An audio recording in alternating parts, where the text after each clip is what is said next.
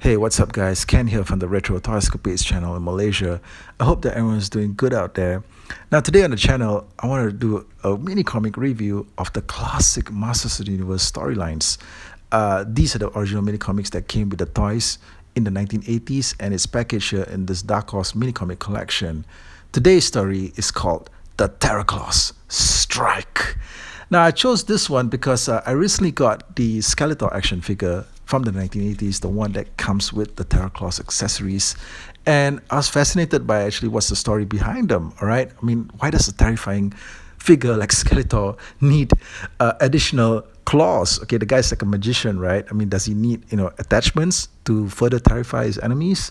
Well, we're going to check out the story. And also, interestingly, the artist for the story is Bruce Timm, okay, one of the co-creators of the classic Batman animated series from the 90s.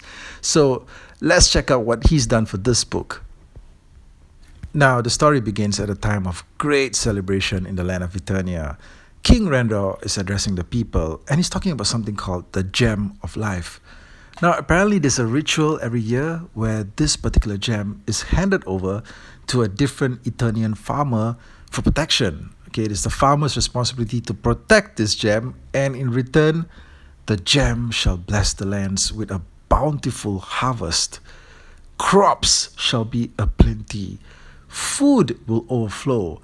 And this is a pretty incredible ability for a rock to be able to do. But I was just wondering to myself that if this thing was so powerful, why would the palace hand it over to a defenseless farmer, to protect? Okay, wouldn't this thing be better if it was just placed within the protection of the palace guard? Okay, and have the palace itself, manage its use. But such is the story. What are you gonna do about it, right? The Eternians will soon find out that it's not a good idea to hold such a grand ceremony or a ritual involving something so powerful, because you never know who's going to be watching you, right? In this case, the evil Skeletor has set his eyes on the gem. Now, the thing is just that apparently this is a ritual that's been going on for every single year, but it's only now that Skeletor has decided to take an interest in it. But, he spies the proceedings and he decides that he must have the gem for himself, all right? And in his hands, he will be able to bring decay instead of harvest, okay, to the crops of Eternia. And in the process, rule the land himself. Now, in the process, Skeletor also finds the time to be annoyed by one of his snake-like minions and proceeds to start to strangle him. Okay, you see his minion here being choked by Skeletor. He's going there. Skeletor is just clamping his hands around his neck.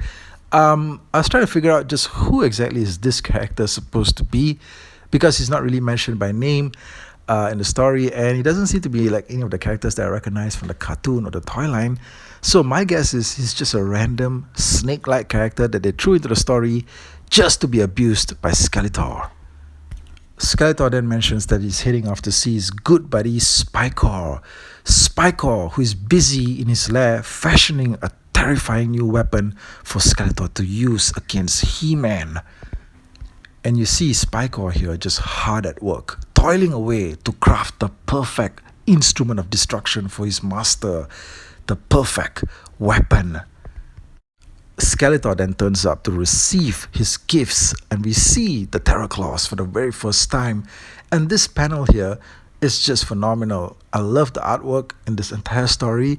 I had no idea that Bruce Timm was in fact such an incredible artist. Okay, I know this guy is fully renowned for his work with animation and animation shows on TV, but I was never really exposed to his work with comic books. And I gotta say that I'm pretty much blown away by the quality of the artwork here. Now, we find out that Spikor was in fact responsible for the creation of the Terror Claws. And Skeletor, he's overjoyed to receive them. And then he asked the question that I myself have been wondering and was hoping would be answered in this story. How do they work? Okay, he says here, marvelous, but how do they work? But don't get too excited just yet, because all Spikor has to tell him is that simply swing them in battle, Great One, and you will see. So basically, they're just like any other ordinary blade-like, weapon that you hold in your hands. Is that what he's trying to say? Just simply swing them in battle and that's it? But, I've not read the whole story yet. So I was hoping that, when he swings them in battle, something utterly destructive is going to happen. We'll find out. Spike also says here that he's also created a beastly pincer for him to use with the claws. Now, this could be a reference to the dragon-like attachment that Skeletor has with him on the action figure. All right, there's an attachment that he carries on his back that can be fit onto his hands as well, in place of the terror claws. And this attachment has a dragon head at the tip of it. And I was always kind of wondering to myself that is the dragon alive or is it just a mechanical being? But from what I can see here, right, this thing that Spike was handing him just looks like an ordinary looking claw, all right? It doesn't seem to have any kind of dragon design to it or anything like that. So probably this story was being produced when they were working off some early sketches, before the toy actually finalized the look of what the thing was supposed to be. So yeah, anyway, Skeletor's got all his weapons and now he's got his eyes set on claiming the Gem of Life. Back at the palace, the ceremony is taking place to hand out the Gem of Life to one lucky Eternian farmer. But one of the farmers begins to approach the king, and it appears to be a very diseased-looking farmer. Yeah, this guy looks like he's falling apart, okay?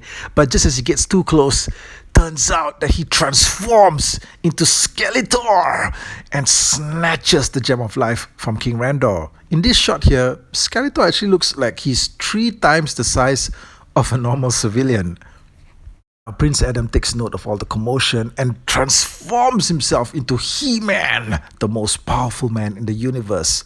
Finally, dude, where have you been this whole time, okay? So He-Man's on the scene, but it turns out that the powers of Grayskull are not quite enough.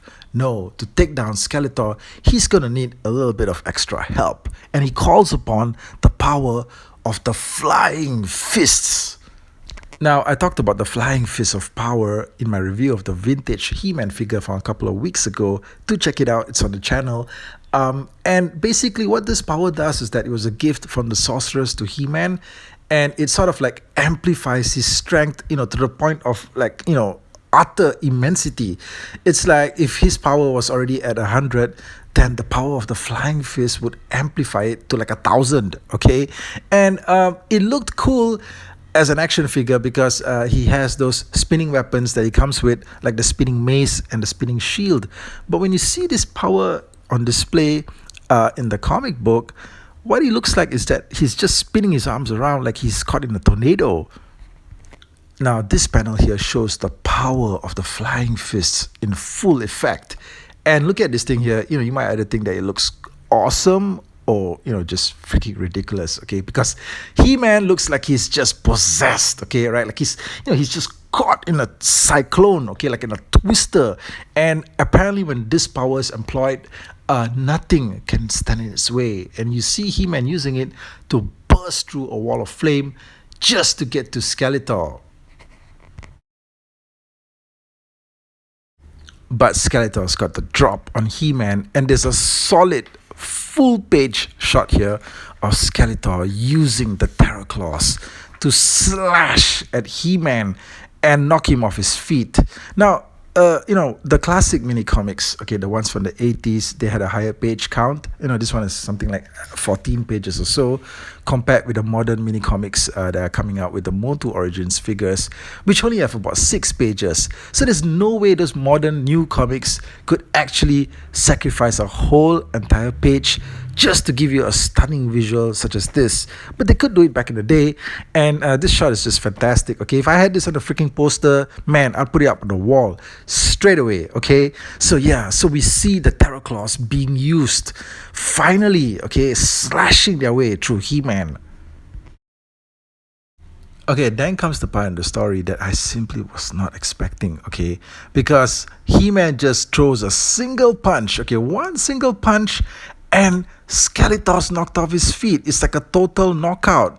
It's like freaking Mike Tyson, okay? Pulling a total KO. And I'm like thinking to myself, what? Is that all that we're getting from the Terror Claws. Okay, the whole freaking story's been built up on the fact that the Terror Claws are striking, and we just saw it in action for like one major panel. Okay, and that's it. Okay, he's done. All right, and I'm thinking to myself that wow. Okay, what was the purpose of having this thing here? All right, Skeletor's already like an all-powerful magician. Okay, you saw him transform himself into like this old diseased looking farmer. Okay, if he can do that, right, why does he even need weird funky attachments like these blades on his hands? Anyway, He-Man has reclaimed the Gem of Life, but he's still got the time to give Skeletor a short lecture about how goodness will always triumph over evil. It's like one of those public service messages that you get at the end of the He-Man cartoons from the 80s, except that, yeah, now you get it in the comic book too.